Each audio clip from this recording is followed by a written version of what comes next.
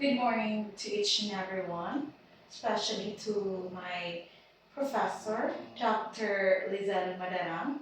So, this is my report for the educational leadership.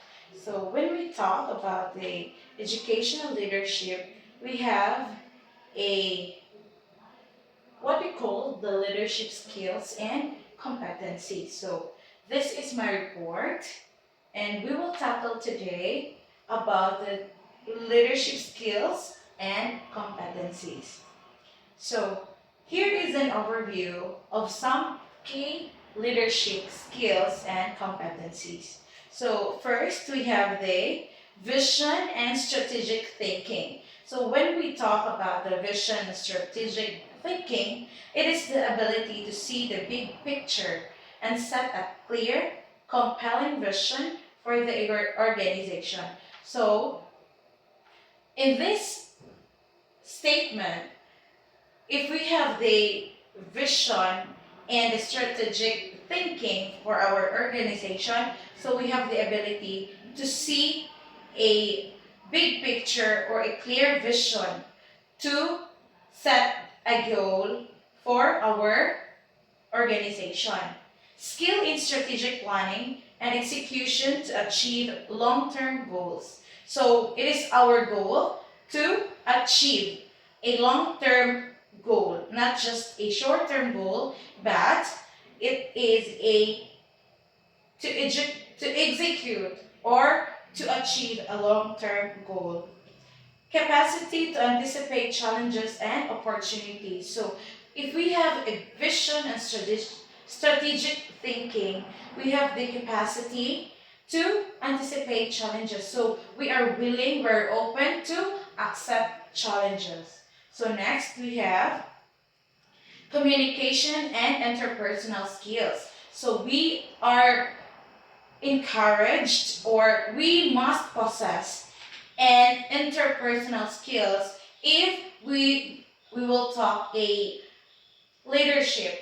So strong verbal and written communication abilities. One of the aspects of a good leader is it has a strong verbal and written communication ability. So you must be good or you must possess in it. Skill in active listening and empathy. So you should also have a listening skills. You don't need to have only a verbal skill, but you also possess a listening skills. And then you should have empathy. You should feel what your colleagues may feel, and you should know what they feel or their emotions. Next is the capacity to inspire, motivate, and influence others. So if you are a leader, if you are a good leader, you must inspire your colleagues, your staff, your subordinates, and you should also motivate them to do better in their work, to make a better performance. And then you must be the influencer of your colleagues or your subordinates. So your good deeds must be their influence. Next, we have the emotional intelligence. Not just we have a good leader, not must not possess only intellectual intelligences or the cognitive intelligences, but also we must possess a emotional intelligences because emotional in the work environment we must need a good emotional aspect, or we must say we leaders must have a high emotional intelligence because we are dealing our subordinates, our co-workers, our colleagues. So we are dealing with their emotions because emotions, feelings is very important. So self-awareness and ability to manage one's own emotions. So we, the leaders, must know our emotions, a ability or we must know how to manage our own emotions. For example, if you are not in good mood or you're exhausted or something like that, in your house, do not bring your bad mood in your working environment. You must be aware of how you handle your emotions truly. Empathy and understanding of others' perspectives. Yes, it is very important to have empathy and understanding of others' perspectives. You must listen what they feel, what they say, not because you are a leader, you don't know how to listen their um, perspectives, but you, leader, must listen your subordinates because not anyone is perfect. You, leader, must accept the suggestions or perspectives. You know how to understand the perspectives of your colleagues or subordinates.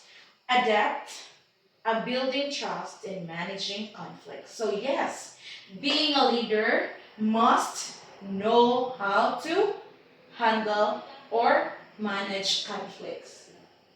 You, leader, we leaders must be fair in handling conflicts, not just you're listening into one party, but you're not listening to their party. No, that's a big, big no.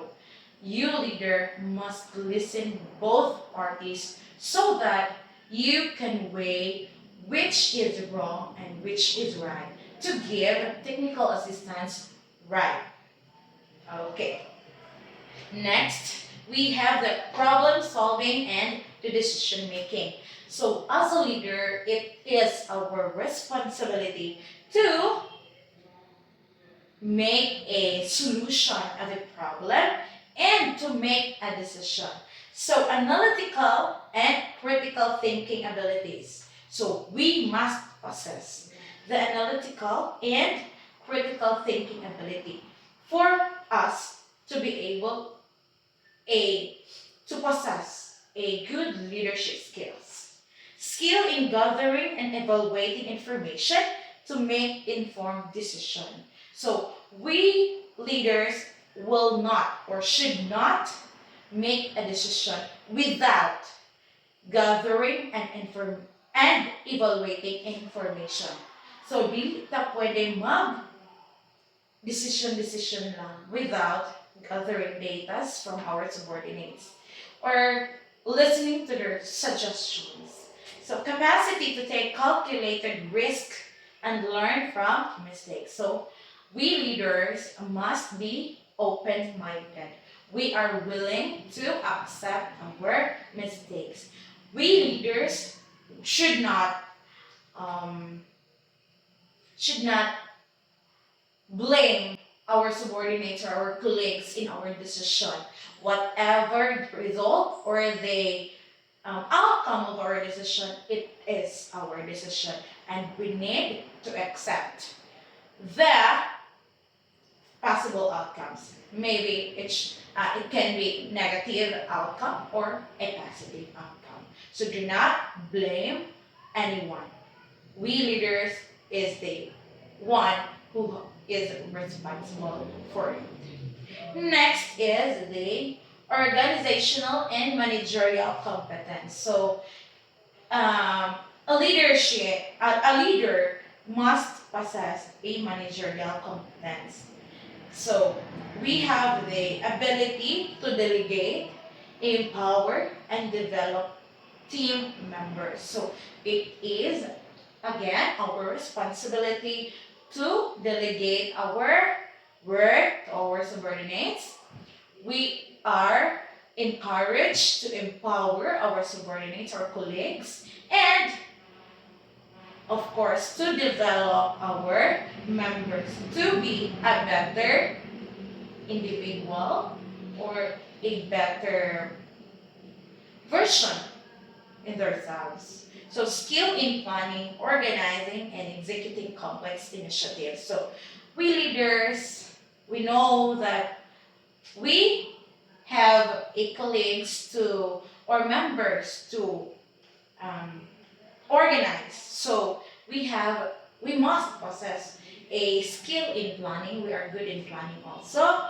Organizing, of course, we are organizing members or our our work. So we need to have this skill in planning, in organizing, and also executing complex initiatives. Next is capacity to effectively manage resources, budgets, and operations. So when we say manage resources, budgets, and operation, of course, everything involves money. And you know what? Some of the leaders, based on my experience, not everyone is good in managing resources or financial management. Not everyone is good in this.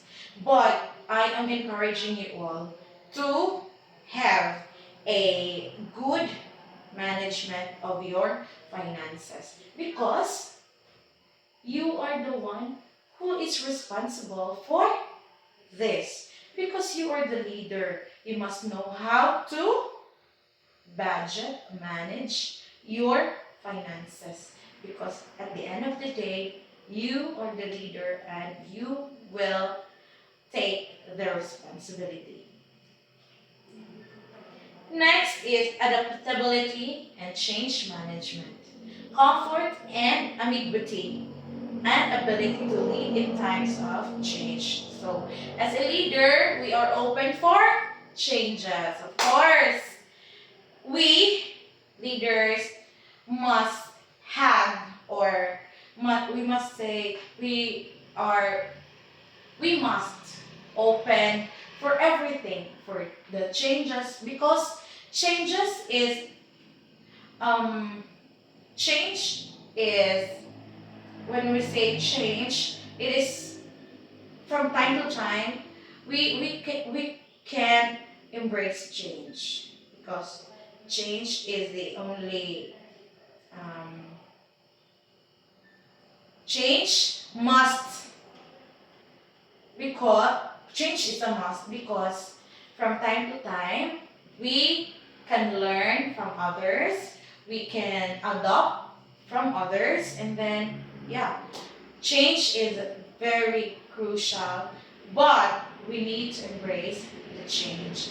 Skill in fostering innovation and agility within the organization. So yes, we are open, of course, we are open for innovations. So kung unsay makaayo sa ato ang environment or sa atong work, yes, we need or we must adapt because dili pud pwede nga magpabilin lang pud ta atong naandan. Not just because we are in our comfort zone, but we need to innovate everything for us to help our subordinates, to our community or whatever workplace we have or whatever agency we are dealing with. So capacity to be resilient and help others navigate uncertainty.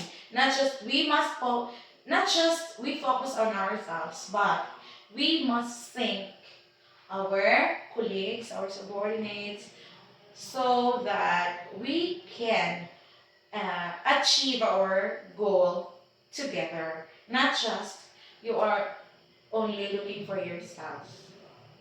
So don't be selfish. Leaders are not selfish. So these leadership skills and competencies are foundational for effectively guiding teams and organizations. So these leadership skills we are talking right now is very helpful in managing a group or a member or in a good organization, any organization. This is very helpful for us. Demonstrating strengths across these areas can help leaders drive performance, inspire teams, and achieve strategic objectives. So because we leaders, we are dealing or we are managing an organization that has an objective. So we leaders can help them, can help our subordinates, can help our teammates to achieve that objectives or to achieve that long-term goal. And this leadership skills and competencies is very helpful for us leaders to know where and when, what we are going to do in dealing our team members or the work members. And that would be all. Thank you.